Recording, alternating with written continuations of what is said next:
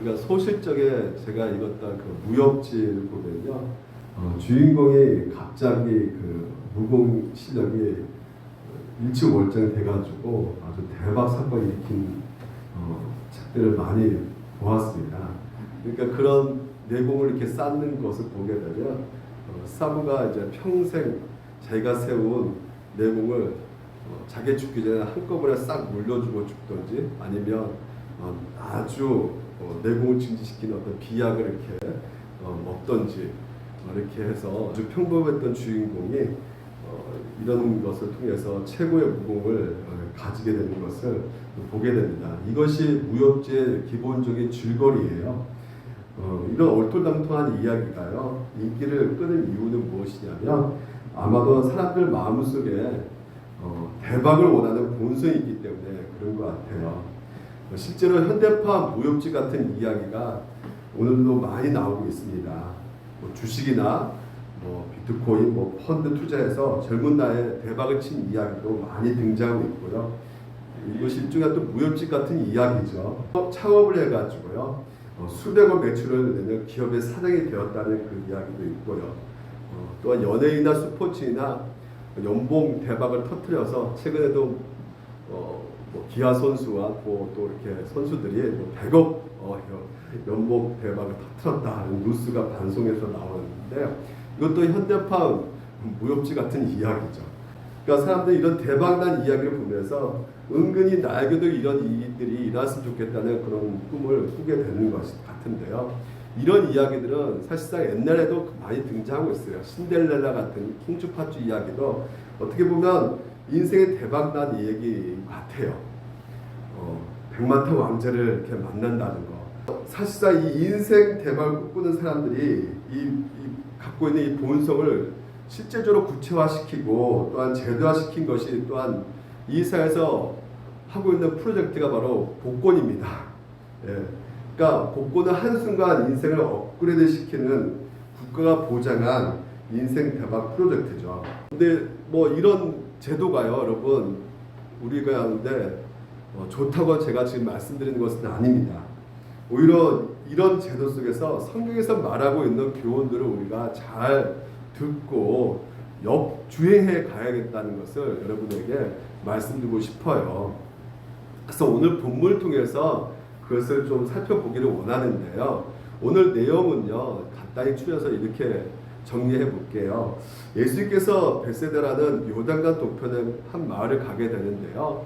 그 마을에 도착했더니 사람들이 한 맹인을 데리고 옵니다. 눈이 앞에 안 보이는 시각 장애인을 데리고 온 것이에요. 이 장애인은 날 때부터 그런가 해서 이렇게 봤더니 그렇지는 않은 것 같아요. 왜냐하면 우리가 후에 읽어보지만 지나가는 사람들을 볼 때 나무 같다 이렇게 말하는 걸 보면요, 태어날 때 눈을 뜨고 봤던 것을 우리가 추론해 볼 수가 있지요. 전혀 태어날 때부터 보지 못했다면 그 나무 형상 어떻게 생각할 수 없는 거잖아요. 그러니까 어느 정도 이 사람은 살다가 질병이나 아니면 사고로 인해서 이 앞이 못 보인 장애인 것을 우리가 볼 수가 있는 것 같아요. 근데 이 장애인 예수님께서는 아주 특이한 방식으로 치료하고 있는 것을 보게 됩니다. 이 사람은 손을 이제 붙들고 가죠. 마을로 나가서 붙들고 치료하기 시작하는데요. 자, 23절을 보게 되면 이렇게 되어 있어요. 마을 밖으로 데리고 나가서 눈에 침을 뱉으시며 그에게 안수하시고 이렇게 되어 있어요. 침을 뱉으시고요, 또 안수하고 계신 것을 보게 됩니다. 그러면서 안수하고 이렇게 고치시는데요. 물어보셔요. 뭐라고 물어보시냐면 보이느냐 이렇게 물어보십니다. 보이느냐? 그러니까 보통 예수님께서는 치료하고 물어보지 않거든요. 보이냐 안 보이냐 이렇게 물어본 거 보면요, 자기의 어떤 치료 행위가 잘 지금 이제 성공하고 있는지를 물어보고 있는 것 같아요. 근데 지금 여기에 대해서 이 맹인은요, 지금 뭐라 대답하고 있냐면요, 사람들이 보인다는 것이에요. 근데 보이는데 어떻게 보이냐면 나무 같은 것들이 걸어가는 것을 본다는 것입니다. 그러니까 완전하게 보는 것이 아니라 나무 같은 것이 이렇게 걸어가는 것처럼 보인다, 사람들이. 그러니까 불완전하게 보인다고 지금 이제 말을 하고 있어요.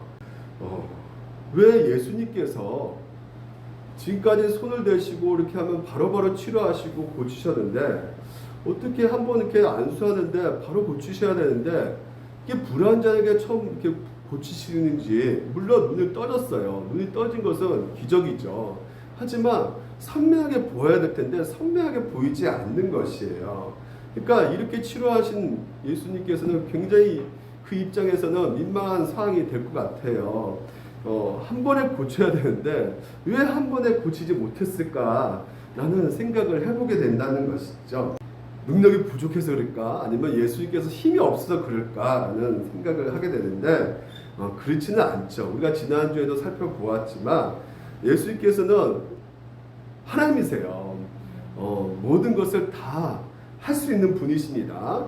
그래서 때로는 만지지도 않고 말로서도 고칠 수 있는 분이신 것을 우리가 이 복음서의 눈이 우리가 보게 된단 말이죠. 우리가 잊지 않지만 마가복 10장에 가보면 바드메오 같은 사람을요, 그냥 그 사람도 눈이 앞에 안 보이는 맹인이었거든요. 근데 그 사람은 고치는 것을, 말씀으로 고치는 것을 우리가 볼 수가 있어요.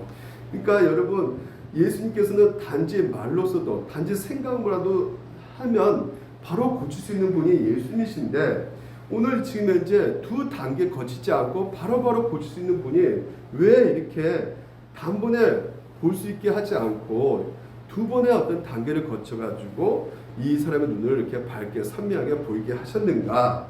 왜 그랬을까요? 거기에는 뭔가 하나님께 특별히 우리 가운데 고치시는 그것이 목적이 아니라 구원받는 우리 성도들에게 중요한 메시지를 전해주고자 하는 그 이유가 있었던 것이죠. 그래서 로이드 존스 목사님은요, 이 부분에 대해서 뭐라 말하냐면요, 이런 좀 이해할 수 없는 그 과정, 치료의 과정을 보여줌으로 우리의 구원받는 이후의 그 삶의 시체를 알려주기 위해서, 가르쳐주기 위해서 오늘도 이런 행동을 하셨다라고 말을 합니다. 그러면 우리가 전체 문맥을 통해서 왜 그랬는지 좀 우리가 한번 살펴보도록 하는데요.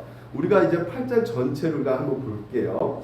자, 14절 15절을 보게 되면요, 예수님께서 제자들에게 바리새인 누룩과 헤롯의 누룩을 주의하라고 이렇게 말씀하세요. 이 바리새인과 헤롯은 어떤 사람입니까? 율법주의자들입니다. 그럼 누룩이를 조심하라고 한 것은 그들의 가르침, 그들의 교훈을 조심하라는 것이거든요. 그러니까 누룩은 빵에 들어가면 이게 부풀어 오르는 거잖아요. 그러니까 잘못된 가르침이 한 공동체를 완전히 오염시키고 망칠 수가 있다는 것을 제자들에게 말씀해주고 있는 것이거든요. 그러니까 그들의 가르침은 율법주의였지 않습니까? 너희들 이거 안 지키면 너희들 구원 없어. 그리고 이거 잘 지키면 구원받는 거야. 이런 율법주의자들을 주의하라고 예수님께서는 말씀하고 계시는 것이죠. 근데 이들은 도무지 깨닫지 못하는 것입니다. 그러니까 누룩 얘기하니까 뭐라 말하고 있냐면, 쟤네들은 서로 수근거리기를 우린 떡이 없다고 이렇게 말하는 것이에요. 그러니까 누룩하면 떡, 이런 생각을 하기 때문에 떡이 없다. 그러니까 이 사람들은요, 지금 현재 1차원적으로 생각하는 것이에요. 바리새인 누룩, 그러면 바리새인이 제빵사는 아니잖아요. 예, 여러분 아시다시피. 근데 이렇게 지금 현재 눈에 보이는 물질적인 것으로 지금 현재 제자들이 생각하고 있었던 것이죠. 그래서 예수님께서는 그들의 그런 생각들을 탄식하고 계시는 것이요, 답답해하고 계시는 것입니다. 그래서 18절은 너희가 눈이 있어도 보지 못하면 귀에 있어도 듣지 못하냐, 또 기억하지 못하느냐, 이렇게 말하면서 무슨 얘기를 또 이렇게 또 얘기하면서 설명해 주냐면 오병의 기적, 7병의 기적을 설명해 주고 있어요. 그러니까 이것도 지금 현재 이것을 통해서 예수님께서 더 자세하게 알려주고 있는 그것이 무엇이었냐면 그들에게 예수님이 누구인가를 더욱더 선명하게 알게 해주려고 했던 것이죠. 근데 지금 오병이요, 광주에 몇 개 남았느냐 물었을 때 이 사람들은요, 그냥 1차원적으로 그냥 퀴즈 하듯이 12개요, 7이요, 이렇게 지금 이제 대답을 하고 있단 말이죠. 예수님께서 왜 오병의 기적을 일으킨 것입니까? 무엇을 알려주려고 이 오병의 기적을 일으킨 것이에요? 바로 예수님께서 직접 말씀하십니다. 나는 하늘에서 내려오는 살아있는 떡이니 사람이 이 떡을 먹으면 뭐라고요? 영생한다는 것이에요. 그러니까 나를 먹으면, 나를 믿으면 너희들이 영생한다. 그러니까 바리새인 누룩, 바리새인들을 믿으면 너희들 영생하지 못하는 거야. 그들의 누룩은 오히려 우리를 더욱더 오염시키고 부패시키는 것이야. 그러니까 조심해 라고 말씀하고 있는 것이죠. 근데 이것을 제자들이 알아먹지 못하고 있는 것이에요. 우리는 이것을 보면서 야, 저 제자들 보면 아 진짜 한심하다. 왜 이렇게 예수님이 계속해서 친절하게 설명하고 또 설명해도 이렇게 뭐라 모를까 이렇게 생각할 수 있잖아요. 근데 예수님은 그렇게 생각하지 않고을 보게 된다는 것이죠. 오늘 본문을 보게 되면요, 내기는 고쳐주는 방식을 통해서 보게 되면요, 처음에 눈이 띕니다. 근데 눈을 처음에 예수님께서 안수해가 눈을 뜨지만 흐릿하게 보인단 말이죠. 그러니까 우리가 이것을 통해서 알 수 있는 것은 우리가 거듭나고 예수님 처음 믿고 나서 우리의 그 영적인 눈이 열리게 되죠. 근데 영적인 눈이 열리게 된다 할지라도요, 먼저 우리가 과거에 우리가 보지 못했던 하나님 대해서 그리고 진리의 복음에 대해서 온전은 조금씩은 알 수 있겠지만 실제로 그 모든 것은 선명하게 볼 수 있는 것은 아니라는 것이에요. 그러니까 이 사실을 알리고자 예수님께서 이 치유 사건을 통해서 지금 이제 나타나고 있는 것이죠. 여러분, 구원받는 사람들은 어떻게 구원받는지 두 분류가 있어요. 어떤 사람은요, 회심 사건, 아주 특별한 회심 사건을 통해서 그리스도를 믿고 구원받는 경우도 있고요. 또 어떤 경우는 모태신앙 이렇게 속해가지고 자신이 언제 회심했는지, 내가 언제 그리스도 믿고 구원받는지는 마땅히 정말 잘 알지 못한 상태에서 어느 순간에 점점점 하나님이 믿어지게 되는 것이고 어느 순간에 구원의 확신이 생기는, 그래서 그리스도를 의지하는 그런 믿음에 있는 사람이 있다는 것이죠. 그러니까 어떤 특정 회심의 어떤 사건을 거쳐서 거듭났던지 아니면 자연스럽게 나도 모르는 사이에 거듭났던지 모든 사람에게 해당되는 사실은 무엇이냐면요, 구원받아 영적 눈이 띄어졌을지라도 영적인 시체를 이제 보기 시작했다 할지라도요, 처음부터 성경의 모든 진리와 영적인 시체를 선명하게 볼 수 있다는 것은 아니라는 것이죠. 구원받는 이후에도요, 우리 영적인 이런 시력들이요 계속해서 더해져 가는 과정 가운데 있는 것이지 그 모든 것을 한꺼번에 다 알아가는 것은 아니라는 것입니다. 그러니까 한마디로 우리가 성화 과정이라고 말할 수가 있게 되는 것이에요. 이런 식으로 바울이 설명을 한 그 말씀이 고린도전서 13장에서 보게 되면 알 수가 있어요. 내가 어렸을 때에는 말하는 것이 어린아이 같다래요. 어린이 같다고 하고요. 장사하는 사람들에서는 어린아이를 버렸다고 이렇게 말을 합니다. 무슨 말입니까? 그렇죠. 그리스도를 믿고 거듭난 이후에는 곧바로 완전해지는 것이 아니라 어린아이같이 있지만 이제 그것이 계속해서 성장해가지고 장사 믿음의 분량까지 이르게 된다는 것을 지금 이제 말해주고 있는 것이거든요. 그래서 12절 말씀을 보게 되면 우리가 지금은 거울로 보는 같이 희미하나 그때는 얼굴과 얼굴을 대하여 볼 것이요 지금은 내가 부분적으로 아나 그때는 주께서 나를 아심같이 내가 온전히 알리라 이렇게 말하고 있어요. 신앙생활 가운데 이게 구원의 성장 과정들을 보는 것을 이렇게 비유하고 있는데 우리가 예수 믿어서 구원받고 거듭난 이후에 우리가 이 세상의 모든 것들이 그리고 성경에 나오는 내용들이 그리고 우리가 삶을 살아가는 모든 것을 이렇게 볼 때요 희미하게 보인단 말이죠. 한마디로 그 거울같이 보인다는 것은 그 당시의 거울은 동으로 만들어진 거울이거든요. 그냥 선명해 보이지 않고 흐릿하게 보인단 말이에요. 근데 흐릿하게 보이지만요 나중에는 궁극적으로 예수님이 오실 때는 우리가 완전하게 보인다는 것입니다. 선명하게 완벽하게 그 모든 것들을 우리가 알게 된다는 것이에요. 주님과의 그 얼굴과 얼굴이 맞대가지고 이제 보는 것 같이 하나님의 그 놀라운 영광을 이제 보게 된다는 것이죠. 그만큼 우리의 신앙은 점점점 자라나가는 것이지 한꺼번에 막 다 이루어져 가는 것이 아니라는 것입니다.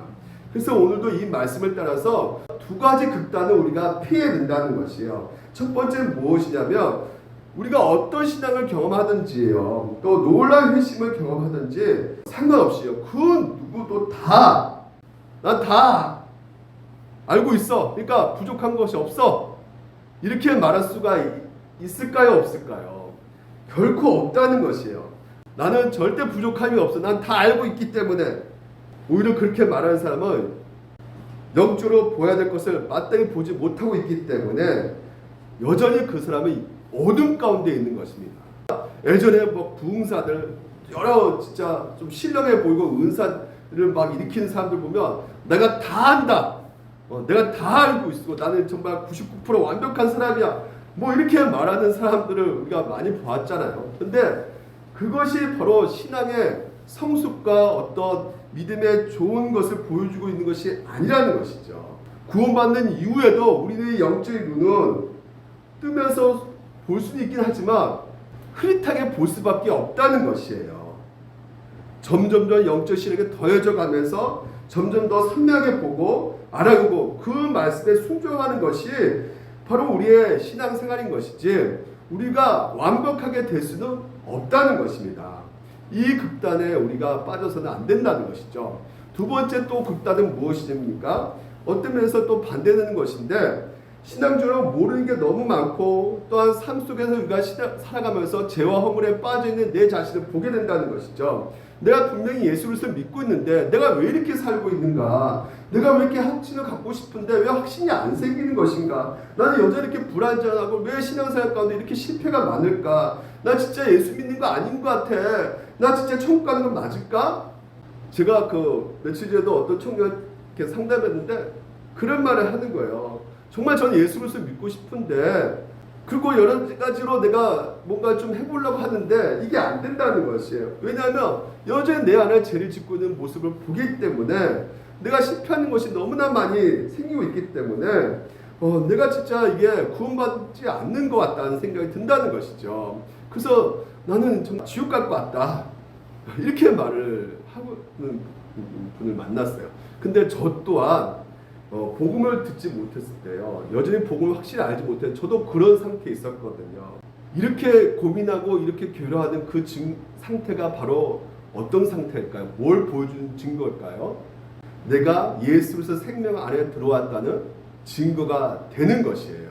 이렇게 내가 고백할 수 있는 그 자체가 이미 영적인 눈에 뜨여졌다는 확실한 증거가 되는 것입니다. 왜냐하면 영적으로 눈먼 자는요 결코 이 성경의 영적인 진리를 결코 알 수 없기 때문에 깨달을 수 없기 때문에 이런 고민 자체를 아예 하지를 않습니다. 예. 구원에 대해서 고민하지 않아요. 하나님 나라에 대해서 생각하지도 않습니다. 예수 믿고 구원받았다 할지라도요 우리가 성령으로 영원히 거듭났다 할지라도 여전히 영적으로 우리가 불완전하기 때문에 영적 시력이 아직도 개안되긴 했으나 여전히 흐릿하게 볼 수밖에 없는 상태가 되기 때문에 우리의 마음 가운데 나 구원이 없는 것 같아. 나 진짜 너무나 절망적이야. 이런 모습을 우리가 가질 수 있는데 이것 또한 우리에게 있어서는 너무나 극단적인 모습이 될 수가 있다는 것이죠. 신앙생활 속에서 오늘도 우리가 벌어지는 그 모든 삶 속에서 일어나는 것들이 마치 사람이 나무와 같이 걸어다니는 것 같은 그런 불안정한 상태로 보이겠지만 결코 실망하지 마시고요. 반드시 하나님께서 우리를 선명하게 보일 수 있게끔 그 신앙을 점점 성장시켜 가신다는 것을 여러분들 믿으시기 바랍니다. 그래서 오늘도 여러분 삶 가운데 적용을 해보려고 해요. 오늘 제목이 무엇입니까? 2020년 영적 대박. 제가 영적 대박이라고 표현했어요. 근데 이것을 위해서 우리가 어떻게 해야 될 것인가를 세 가지 지침을 오늘 본문을 통해서 한번 살펴보도록 하겠습니다. 먼저 첫 번째는요. 온전히 볼 수 없음을 솔직하게 인정하고 고백해야 된다는 것이에요. 네. 그리고 두 번째는요. 우리 영적인 시력이 더할 수 있는 유일한 수단이 무엇이냐? 바로 하나님의 말씀이라는 것이에요. 그래서 하나님의 말씀을 계속적으로 우리가 알아가야 된다는 것이에요. 그리고 세 번째는 뭐냐면요. 신앙은 매우 천천히 성장해 가는 것이기 때문에 뭐가 필요한 것이요? 너무 조급하지 말고 예수님의 인내를 바라보자는 것입니다. 그래서 먼저 첫 번째, 우리 자신이 아직도 여러분 온전하지 못한 상태임을 고백하셔야 된다는 것입니다. 오늘 이 지금 맹인은요 사람 볼 때 보이긴 하지만요. 처음에 어땠어요? 마치 나무와 같이 걸어다니는 것처럼 보인다 이렇게 말하잖아요. 처음부터 안수했을 때 나 다 보입니다. 그랬으면 예수님께서 치료하는 거 멈췄을 거예요. 근데 여전히 이 사람은 보이지 않는다고, 눈에 뜨긴 떴지만 온전히 보이지 않다고 말하고 있는, 그래서 온전케 해달라고 지금 이제 고백을 하고 있는 것을 우리가 보게 된다는 것이죠. 예를 들면 제가 지금 안경 쓰고 있잖아요. 제가 아마 중학교 때부터 안경을 썼던 것 같아요. 시력이 마이너스 정도 이렇게 되는데, 그래서 저도 안경 벗으면 이렇게 사람이 이렇게 나무 같이 걸어가는 것처럼 이렇게 보여집니다, 진짜. 그러니까 이 얘기를 조금 어느 정도 제가 공감하는 수가 있을 것 같아요. 근데 보통 여러분 안경점에 가면요, 안경사가 처음에 뭘 해요? 예, 시력 검사를 하죠. 예, 시력 검사를 하는데, 제가 시력 검사하는데, 예를 들어서 시력 검사하는데 뭐 이렇게 이거 보여요? 이거 보여요? 이거 보여요? 이렇게 물어보잖아요. 물어보면 안 보여요, 안 보여요, 안 보여요 이렇게 말할 수밖에 없는데, 그게 너무나 기분이 상하는 거예요. 그래서 아이 보여요, 보여 그렇게 말해버리면 그 안경사가 뭐라 그럴까요? 아 그래요? 당신 기저귀 일어났네요. 이제 뭐 안경 쓸 필요 없네요. 안경 벗고 다니세요. 이렇게 말하지 않겠어요? 그러면 제 자신이 나오자마자 또 이렇게 사람이 나무가 걸어가는 것처럼 보이게 되는 것이죠. 아주 불평을 느낄 수밖에 없는 것이죠. 그렇습니다. 오늘 이 본문에 나와 있는 이 맹인도 마찬가지예요. 지금 예수님께서 안수하실 때, 그래 물어봤을 때 어떻게 보이냐 했을 때, 네 보여요. 힘들죠? 그냥 보인다고 해야겠죠? 이렇게 말했다면 예수님께서 멈췄을 거예요. 근데 뭐랍니까? 나무같이 보인다는 것이에요. 보이지 희릿하게 보인다는 것이죠. 그러니까 좀 하나님 내 눈을 정말 좀 온전케 보게 해달라고 지금 이제 말을 하고 있는 것이에요. 아직도 흐릿한 것이에요. 아직도 보이지 않는 것이에요.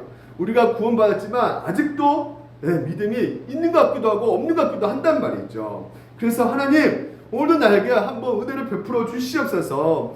저의 눈에 영적인 시력을 온전케 하여 주시옵소서. 다시 한번 선명하게 볼 수 있도록 도와주시옵소서. 그럴 때 우리 하나님께서는, 예수님께서는 다시 또 안수해 주시고 우리를 또 온전케 해 주신다는 것이죠. 그래서 오늘도 우리가 하나님께 구해야 되는 것이 바로 이것입니다.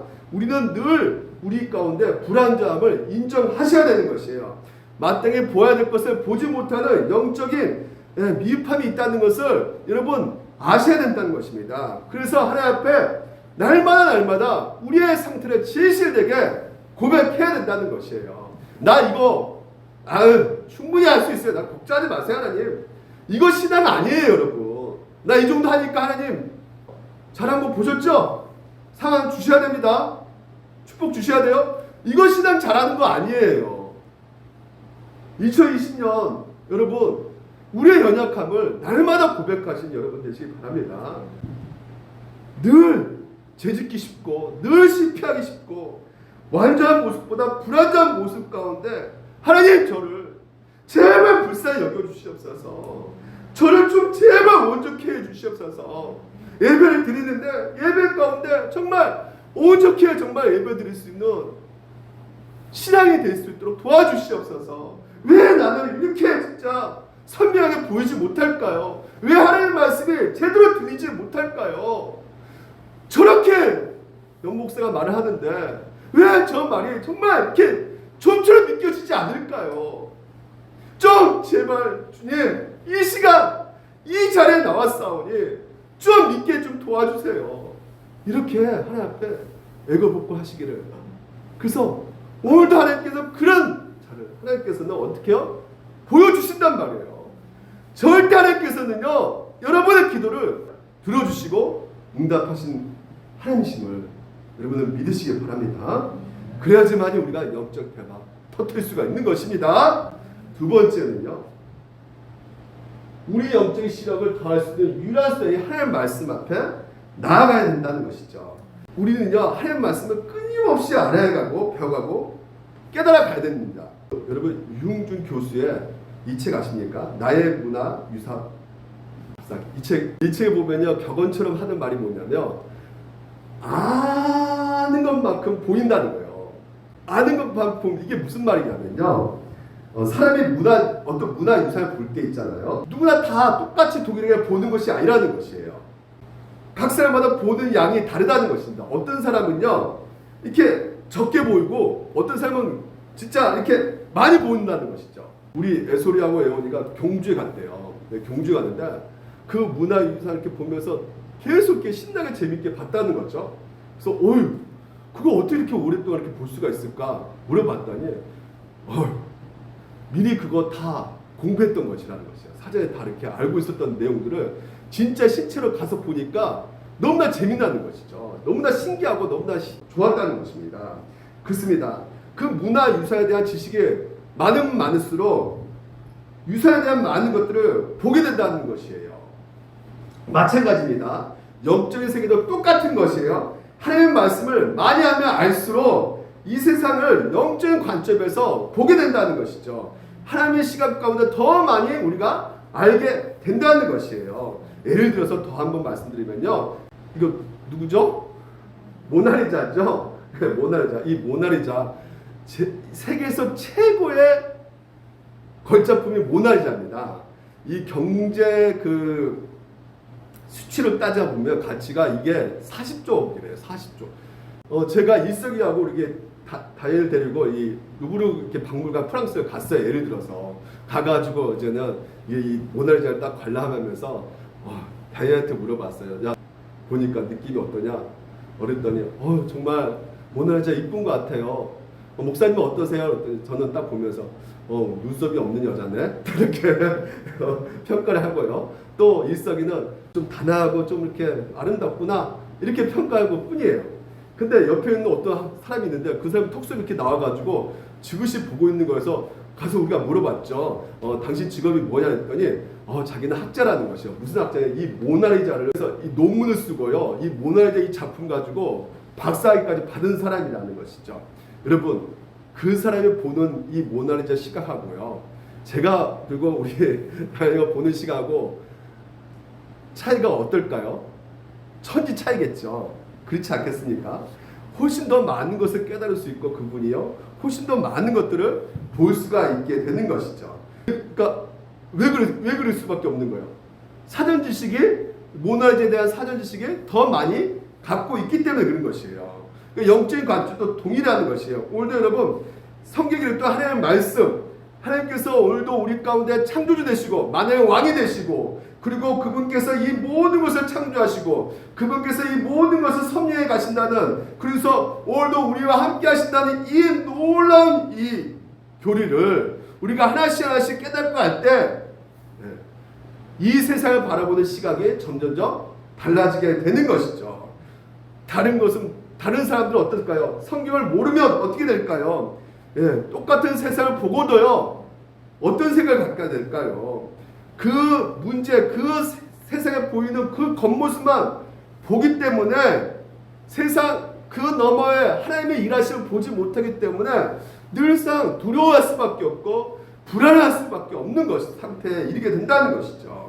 하지만 우리는 어떻습니까? 이 세상을 볼 때 하나님께서 움직이고 계신다는 것을 우리가 본다면, 영적인 그 시각에 열려져서 이 성경 말씀을 더욱더 많이 알게 되면 하나님께서 그 모든 것을 일하고 계시고 오늘도 그분이 주권자 되시고, 그렇기 때문에 내 인생 가운데 반드시 그 모든 것을 협력해서 손으로 가르친다는 것을 알기 때문에 오늘도 내 삶 가운데 왜 살아야 되는지, 내가 왜 인생 가운데 견뎌야 되는지, 이겨야 나가야 되는지, 그 내 삶의 목적이 무엇인지 더욱더 깨닫게 되어서 오늘도 주님 뜻대로 살아갈 수 있게 된다는 것입니다. 이 말씀이요, 무엇이 담겨져 있습니까? 복음이 담겨져 있기 때문에 그렇다는 것이야. 이 성경은 핵심 무엇이냐? 무엇이라고요? 복음. 복음은 뭐예요? 기쁜 소식이란 말이죠. 우리 아이들이 있어서 이 복음, 율법에 대해서 아주 쉽게 얘기해 볼게요. 우리가 뉴스를 보게 되면 복음도 들려주고 율법도 들려줘요. 율법이 들릴 때가 언제입니까? 코로나19 때문에 명령이 떨어지죠. 마스크 쓰십시오. 4인 이상 모여서는 안 됩니다. 손 씻어야 됩니다. 계속 명령이 떨어져요. 율법이죠.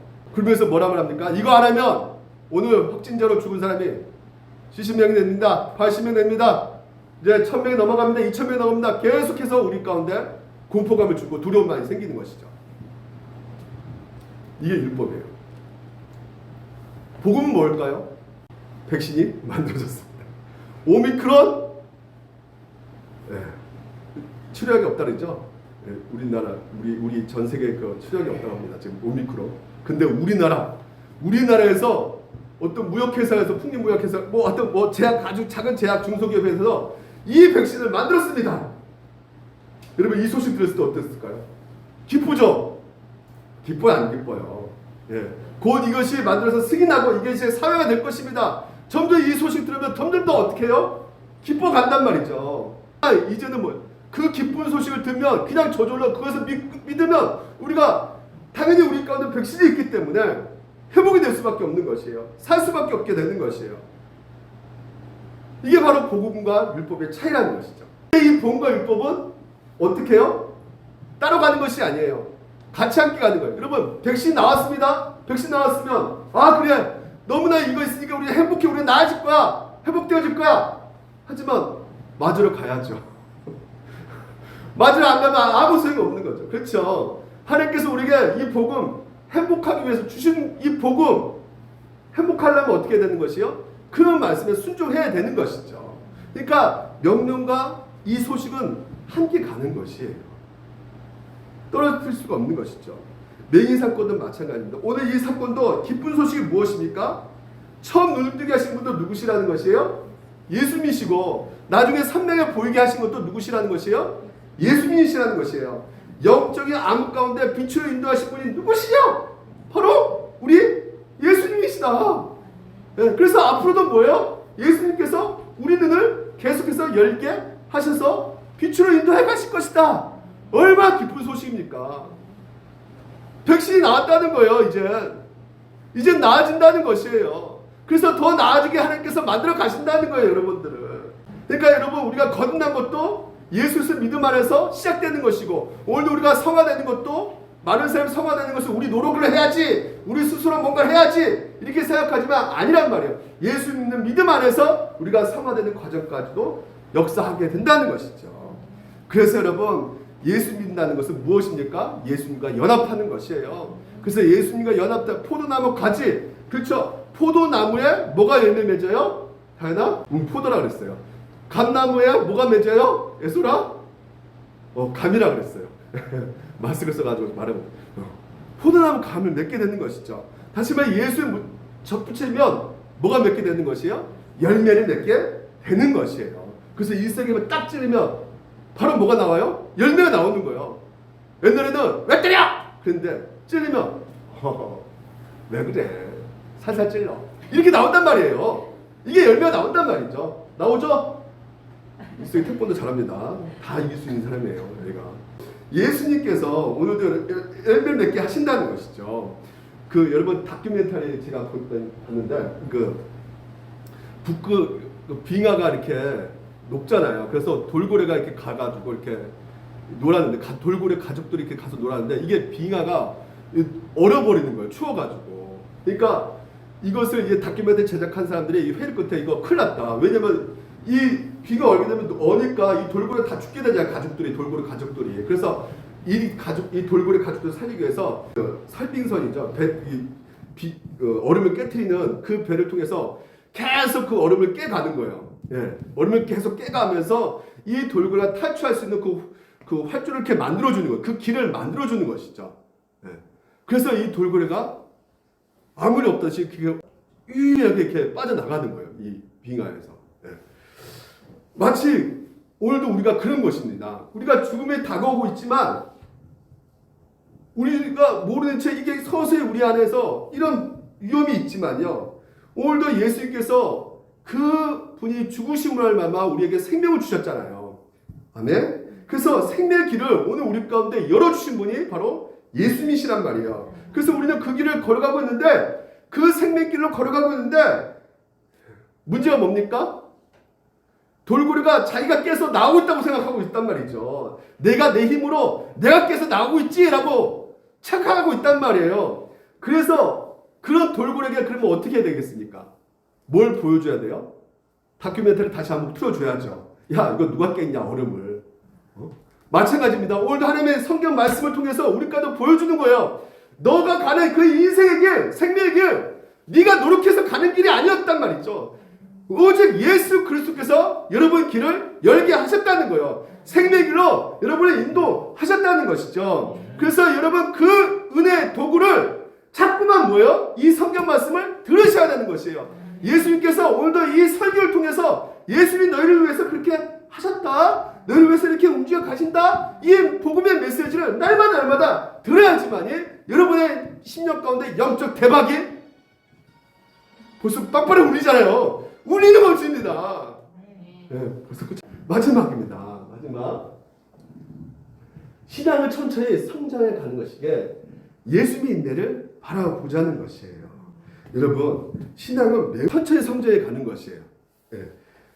그러니까 신앙은 레벨업하는 것이 아닙니다. 갑자기 대박 나는 것이 아니에요. 제가 영적 대박이나 표현 썼지만 세상에서 말하는 그 로또 복권처럼 그런 대박 터진 그런 대박이 아니에요. 영적 대박은요. 신앙은 조금씩 자라나가는 것이에요. 그게 바로 영적 대박인 것이에요. 씨가 열매되기까지는요, 시간이 반드시 필요할 수밖에 없습니다. 눈을 떴지만요, 영적 눈을 떴지만 선명하게 보이지 않는 것은 당연한 거예요. 아직 깨달음을 접을 수가 있고 아직 뭔가 지식이 연약하기 때문에 그 수준에서 시작하는 것이기에 우리가 알아야 될 것은 무엇이냐면 대박 이런 것은 신앙에서 없다는 것이에요. 그러니까 대박, 신학 대박 꿈꾸지 마시기 바랍니다. 하나님께서는 우리를 천천히 자라나도록 그렇게 여러분들을 설계하셨단 말이죠.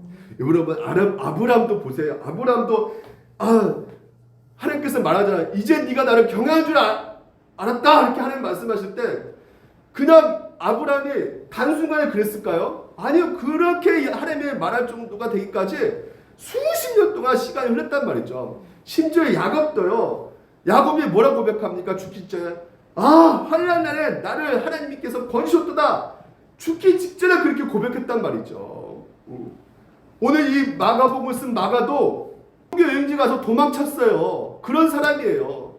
그러니까 모두가 형편없는 자리에서 시작했단 말이죠. 근데 그 형편없는 자리에서 서서히 스텝 바이 스텝 그런 실수와 여러 가지 문제 가운데 스텝 밟으면서 하나님께서 움직여 가신다는 것이죠. 근데 그런 움직여가는 그 상황 가운데 우리에게 반드시 필요한 것이 무엇일까요? 그러니까 무엇이 가장 필요할까요? 인내란 말이죠. 인내가 너무나 필요한 것입니다. 그래서 우리가 성경에서는요, 그 예수님께서 누가복음 8장에 이렇게 말씀하세요. 네 가지 밭 얘기를 합니다. 네 가지 밭, 가시떨기, 돌밭, 길갓 밭 얘기하면서 옥토밭을 얘기하면서 옥토밭이 무엇이냐? 바로 좋은 땅에 있다는 것은 착하고 좋은 마음으로 말씀을 듣고 지켜 인내로 결시한다는 것이에요. 여러분 지상에서 이 옥토밭 가진 사람이 과연 있을까요? 인내로 결시하는. 여러분 그 복음을 듣던 그 이스라엘 백성들이요, 예수님은 그래 그분이 뭔가 기적 일으키니까 예수 믿어보자.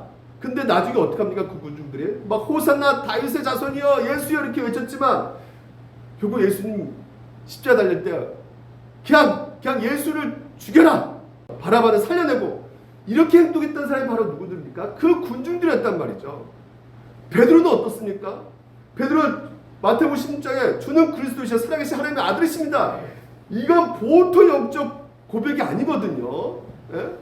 거의 옥토바 수준의 영적 고백이란 말이죠. 하나님의 말씀이 깊이 뿌리에 들어가지 않으면 이런 고백할 수가 없는 거죠. 그런데 그조차도 예수님 붙잡으니까 어떻게 합니까? 예수를 세 번이나 부인한 상태에 된단 말이죠. 그러니까 좋은 밭이 없어요. 그러니까 주인공은 밭이 아니라 뭐가 주인공이에요? 핵심이 뭐예요? 씨예요, 씨. 씨가 뿌려졌다는 건 씨가 능력이라는 것이에요. 그러니까 예수님께서 뭐라 말씀하면 내가 진실을 이루니 하늘의 밀이 땅에 떨어져 죽지 않으면 안 된다. 그래야지만 많이 열매 맺는다. 그러니까 누가 죽었습니까? 이 땅에서 오셔서 누가 죽으신 것이에요? 예수 그리스도가 죽으신 것이란 말이야. 인간 몸으로 오셔가지고. 그래서 열매를 맺도록 하신 분이 예수님이신데 어떻게 이렇게 하셨습니까? 인내하셨다는 것이에요. 인내하셨다는 것이에요. 그러니까 베드로도 자기가 인내하지 못한 것을 알고 있었단 말이죠. 옥토밭이 아니라는 것을 알고 있었단 말이에요. 그래서 베드로 후서에 뭐라 고백하냐면 이렇게 고백합니다. 자기가 회개하고 구원에 이르기까지 누가 이렇게 참으셨느냐? 누가 참았다는 것이에요. 구원에 이르기까지 누가 하셨다는 것? 누가 이렇게 오래 참으셨다는 것? 누가 이렇게 인내하셨다는 거예요? 예수 그리스도께서 오래 참으셨다는 것이에요. 그래서 내가 이렇게 하나님께서 점점 구원에 이르게끔 하셨다는 것을 고백하고 있는 거 아니겠습니까? 하나님께서는 우리 가운데 여러 가지 방편으로 여러 가지 일을 하십니다. 근데 하나님 뜻과 하나님의 그 계획이 이루어지기까지 하나님은 그 가운데 어떻게 하고 계신다고요? 인내하고 계신다는 것이에요. 아유, 하나님은 위대하신 분이시니까, 하나님은 전지전능하신 분이니까 인내하는 것도 쉬울 거야 이렇게 생각했지만요, 전혀 그렇지 않다는 것이죠. 마가복음 보게 되면 이렇게 되어 있습니다. 대답하여 이르시되 믿음이 없는 세대여, 내가 얼마나 너희와 함께 있으며 얼마나 너에게 참으리야. 아까도 예수님께서 그렇게 말하잖아요. 깨닫지 못하니까. 아니, 하나님의 아들 예수 메시아가 왔는데도 불구하고 이들은 늘 달라기만 해요. 고치어 달라기만 하는 거예요. 그러니까 왜 너희들 이러느냐? 내가 언제까지 참겠느냐? 언제까지 참겠냐? 제 아내가 늘 하던 말입니다. 언제까지 당신을 참겠냐? 속상해 죽겠다. 언제까지? 여러분도 그런 말 하잖아요. 언제까지 참? 여러분, 우리가 살아가면서 언제까지 내가 참겠? 그러니까 언제까지 참겠느냐? 이 말은 그 속에 뭐가 들어가 있습니까? 지금까지 참았다는 거, 안 참았다는 거예요? 참았다는 거예요. 오늘 하나님께서는 구원하시기 위해서, 여러분을 위해서 지금도 하나님께서는 참고 계신다는 것이에요. 예? 그래서 오늘도 여러분이 그분의 인내 때문에 오늘 여기까지 오게 된 것입니다. 그래서 여러분, 예수 그리스도 인내를 바라보시기를 주님으로 축원드립니다. 여러분, 예수 그리스도께서 오늘도 하신 그 인내, 얼마나 여러분을 위해서 참으셨습니까? 저도 예수 믿게 되기까지 무려 예수님께서 몇십 년 참으신지 모르겠어요. 예. 그 예수님이 얼마나 여러분을 참고 계신다는 거, 여러분을 그렇게 사랑하고 계신다는 거, 여러분 계속해서 여러분 바라보시기 바랍니다. 여러분을 그렇게 사랑하셔서 언제까지, 어떻게까지 참고 계세요? 십자가 달려 죽기까지 참고 계신단 말이죠. 그렇기 때문에 당장 변화되지 않는 내 모습 때문에, 그리고 저 인간 저렇게 변하지 않아, 저렇게 저런 인간 저 인간 언제까지 참겠냐, 그냥 그래서 뭔가 손쉬운 방법이 없을까? 그런 방법 없으니까요. 그럴 때마다 좌절하지 마시기 바랍니다. 오늘 예수님께서 인내하신 것처럼 오늘도 여러분 삶 가운데 신앙생활의 가장 큰 동복이 뭐냐? 인내야, 인내. 여러분, 다 끝났습니다. 개신교는 뭐예요? 개신교는 뭡니까? 다시 초대교로 돌아가는 것이 개신교예요. 로마 카톨릭이 우리의 부모고 우리가 자식, 그런 관계가 아닙니다. 로마 카톨릭은 부패된 거예요. 오염된 거예요. 이거 굉장히 여러분 정확하게 아셔야 돼요. 개신교는 로마 교회에서 빠져나오는 것이 아니라 초대교회에서 나왔는데 그 초대교회로 다시 돌아가자는 것이에요. 그러니까 초대교회로 다시 돌아간다는 것은 무엇이냐면, 초대교회가 어떤 것이었습니까? 그들은 프로젝트 운영하고 막 으쌰으쌰하고 이런 거 없었어요. 초대교회는요. 초대교회는 한마디로 그들의 신앙은 믿음의 인내였어요. 그래서 신앙생활이 가장 큰 동복은 뭐 방언하고 뭐 쓰러지고 뭐 기적 일으키고 뭔가 획기적 지통 계시하고 이런 것이 신앙의 대박이 아니라 영적 대박이 절대 아니고 인내요, 인내. 영적 대박은 거기서부터 나오는 것입니다. 그 초대교 1세기 오르게네스 신학자 1세기 신학자가 뭐라 말하냐면요, 초대교회 신앙인들이 어땠냐면 이렇게 말하고 있어요. 잘 보십시오. 이거 너무나 중요합니다, 여러분. 우리의 물된 동산교회도 2020년도 대박을 터뜨리기 위해서는 초대교회로 돌아가야 돼요. 초대교회 신앙으로 가야 됩니다. 이게 우리 신앙 모토로 삼아야 되는 것이에요. 뭔가 우리가 획기적인 뭐 어떤 집회도 하고 뭔가 뭐 전도에 뭐 폭발하고 이런 거 하는 것이 아니란 말이죠. 잘 보십시오. 사람들이 그리스도를 따르고자 할 때 하나님이 그들이 이 인내를 고난으로 이끄신다. 그리스도를 추종한 자들은 서두르지 않는다는 것이에요. 그들은 말씀 낭독되고 선포될 때 신중하게 뭐라고요? 듣는다는 것이에요. 초대교회 성도들이 바로 그랬다는 것입니다. 여러분도 어때야 되는 것이요? 초대교회로 돌아가는, 그게 바로 개신교입니다. 그게 장로교란 말이에요. 그래서 그들은 예배에 불기적으로 참석하는 방하는 그리스도인들은 어떻게 해요? 인내했다는 것이에요. 야, 너 왜 안 나와? 너 죽을래? 너 저주받고 싶어? 뭐 이런 선포를 하지 않았단 말이죠. 끊임없이 인내해서 공매했다는 것이에요. 인내하신 자들은 하나님을 신뢰합니다. 참여한 징계를 받을 경우 그들은 그 징계가 옳든 그르든 자기들에게 내리는 심판을 인내하며 견뎠다는 거예요. 그러니까 오로지 그들의 신앙은 인내하고 견디는 신앙이란 말이에요. 오늘 코로나19 가운데 여러분 망설여질 것입니다. 여러 가지 그 고난 가운데 힘들 거예요. 지칠 거예요. 학교 가기도 힘들고 공부하기도 힘들고 하지만 뭐예요? 인내하는 거예요. 견뎌나가는 것이에요. 그게 신앙인 거예요. 그래서 그들의 반사적 행동은 어떻다는 거예요? 에이씨, 이런 세상 진짜 확 다 엎어버릴까 보다. 폭력적으로 나가는 것이 아니란 말이에요. 보셨죠? 폭력을 쓰는 뭐 어떤 기독교 정당들, 기독교가 아닌 거예요. 폭력으로 나갈 수가 없는 것입니다. 기독교 자체가 비폭력적인 것이에요. 다른 이들은 그들을 폭력적으로 다룰 때 그들은 절대로 눈에는 눈 식으로 대응하지 않단 말이에요. 오히려 뭐라고요? 신복과 인내로 대응하며 심지어 뭐예요? 축복의 말을 전했다. 이게 초대교회 성도들의 모습이었다는 것입니다. 이게 바로 영적 대박난 교회의 모습이었다는 말이에요. 오늘 여러분 영적 대박을 위한 세 가지 2022년 다시 한번 정리합시다. 온전히 볼 수 없음을 솔직하게 인정하고 고백하시기를 주님으로 축원드립니다. 그리고 우리가 영적 시력을 더할 수 있는 유일한 수단은 하나님께서 주신 그 은혜의 도구 하나님 말씀 앞에 더욱더 2022년에는 나아가시기를 주님 이름으로 축원드립니다. 세 번째는 어떻게 하는 것이에요? 2022년에는 더 좋은 일이 생길까요? 네? 어떨까요, 여러분? 고난이 반드시 있다. 신자에게는 반드시 역경이 있다. 그건 여러분 그냥 믿으세요. 2020년 별다른 특별한 거 없어요. 고난이 있을 겁니다. 어려움이 있을 거예요. 하지만 뭐예요? 신앙. 오늘 하나님께서 여러분 관심 뭐예요? 믿음이에요, 믿음. 여러분 신앙을 성장시키는 것이 하나님의 관심이에요. 그래서 여러분 천천히